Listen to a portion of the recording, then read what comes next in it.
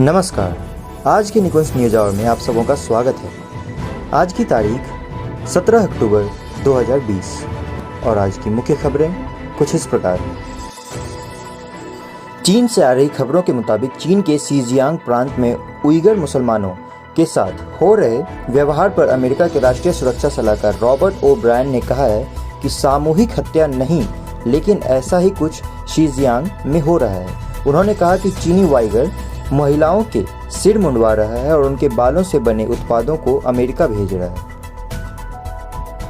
The Lancet journal की बात माने तो उनके अध्ययन के मुताबिक 1990 के बाद से भारत में लोगों की औसत उम्र 10 साल बढ़ गई है।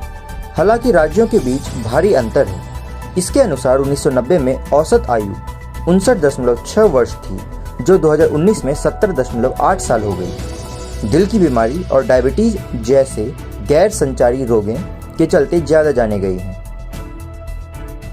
मीडिया रिपोर्ट्स की माने तो जापान सरकार ने फुकुशिमा दाइची परमाणु संयंत्र का 10 लाख टन से ज्यादा दूषित पानी समुद्र में छोड़ने का फैसला किया है। बतौर रिपोर्ट्स 1000 से ज्यादा टैंकों में भरे पानी को छोड़ने का शुरुआत 2022 में होगा। मछुआरों, विभिन्न पर्यावरण समूह और पड़ोसी मुल्क दक्षिण कोरिया ने इस फैसले का विरोध किया है। 2 क्लाइंट से 217 करोड़ रुपए से अधिक नकद लेने वाले दिग्गज वकील के दिल्ली एनसीआर व हरियाणा स्थित 38 ठिकानों पर आयकर विभाग ने बुधवार को छापेमारी की। विभाग ने बताया कि छापेमारी में 5.5 करोड़ रुपए नकदी व पॉश इलाकों में संपत्तियों में 100 करोड़ रुपए के नकद निवेश की सबूत मिले हैं। विभाग मामले में आगे की जांच कर रहा है।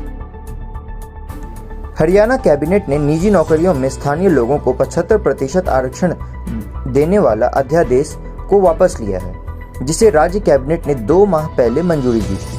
अध्यादेश को राज्यपाल ने मंजूरी नहीं दी थी और उन्होंने इसे राष्ट्रपति के विचार के लिए भेजा हुआ है। राज्य सरकार अब इसको लेकर अध्यादेश जैसा विधेयक लाने का विचार कर रही है।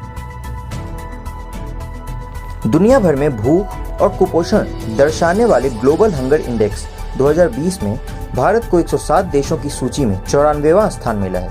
भारत की रैंक पड़ोसी देशों पाकिस्तान, बांग्लादेश, नेपाल और श्रीलंका जैसे देशों से नीचे है। रिपोर्ट के अनुसार देश की 14% आबादी कुपोषित है और 27.2 के ओवरऑल स्कोर के साथ भारत गंभीर श्रेणी में है।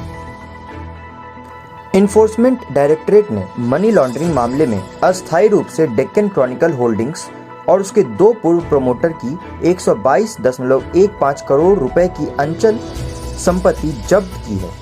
इनमें दिल्ली, हैदराबाद और चेन्नई की 14 संपत्तियां शामिल हैं।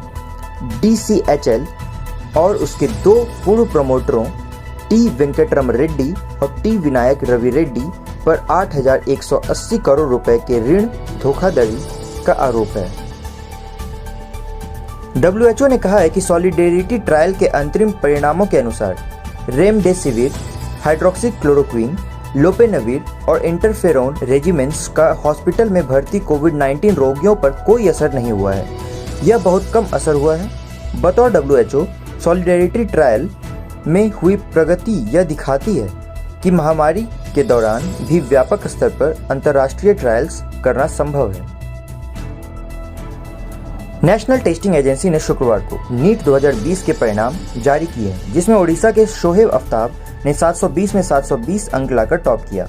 दूसरे स्थान पर 720 में 720 का स्कोर के साथ दिल्ली की आकांक्षा सिंह रही, जो लड़कियों की टॉपर है।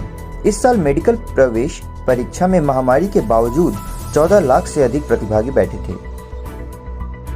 BMW ग्रुप इंडिया के प्रेसिडेंट विक्रम पावा ने कहा है कि भारत में नवीनतम कार टेक्नोलॉजी लाने के लिए प्रीमियम कार निर्माताओं पर उच्च टैक्स दरों के रूप में जुर्माना लगाया जा रहा है।